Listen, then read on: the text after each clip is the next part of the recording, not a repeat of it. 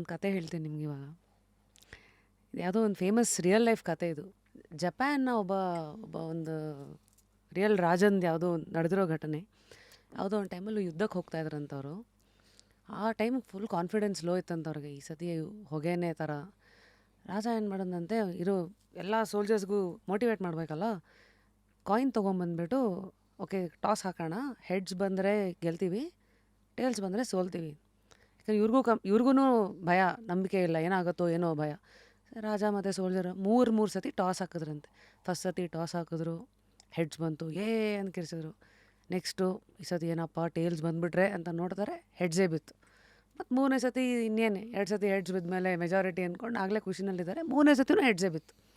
ಎಲ್ಲ ಜೋಶಲ್ಲಿ ನಾವು ಗೆಲ್ತೀವಿ ಅಂದ್ಬಿಟ್ಟು ಹೊರಟ್ರು ಯುದ್ಧಕ್ಕೆ. ಯುದ್ಧ ಆಯಿತು, ಇವರೇ ಗೆದ್ದರು.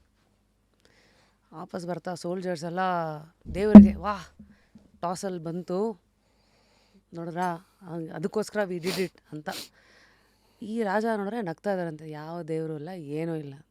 ಸೋಲ್ಜರ್ಸ್ ಎಲ್ಲ ಯಾಕಪ್ಪ ಯಾಕೆ ಹಿಂಗಂತ ಇದ್ದೀರಾ? ಕಾಯಿನ್ ತೋರಿಸಿದ್ರು, ಎರಡೂ ಕಡೆ ಇದ್ದಿದ್ದು ಹೆಡ್ಸೇ. ಅಂದರೆ ಅವ್ರು ಏನೆಲ್ಲ ಟ್ರೈ ಮಾಡೋದಂದರೆ, ನಾನು ನಂಬಿದ್ರೆ ನನ್ನ ಕೈಯಲ್ಲಿ ಆಗುತ್ತೆ ಅಂತ, ಅದು ಹಾಗೇ ಆಗುತ್ತೆ.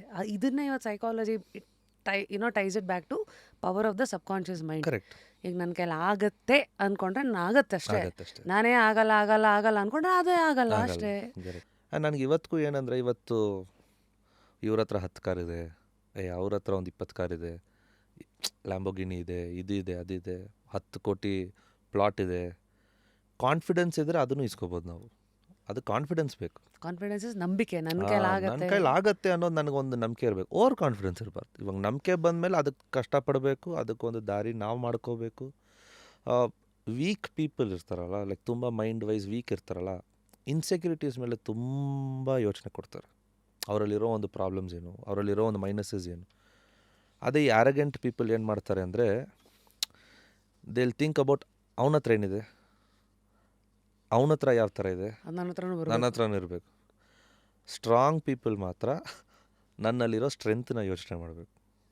ಅದನ್ನ ಇಟ್ಕೊಂಡು ನಾನು ಏನು ಮಾಡಬೇಕು, ಏನು ನನಗೆ ಇನ್ನೂ ಬೇಕು ಅದನ್ನ ಲೆಕ್ಕ ಹಾಕ್ಕೊಂಡು ನಾನು ಸ್ವಲ್ಪ ಆ ಫಾರ್ಮ್ಯಾಟಲ್ಲಿ ಇರಬೇಕು ಅಂತ ತುಂಬ ಯೋಚನೆ ಮಾಡ್ತಾ ಇರ್ತೀನಿ.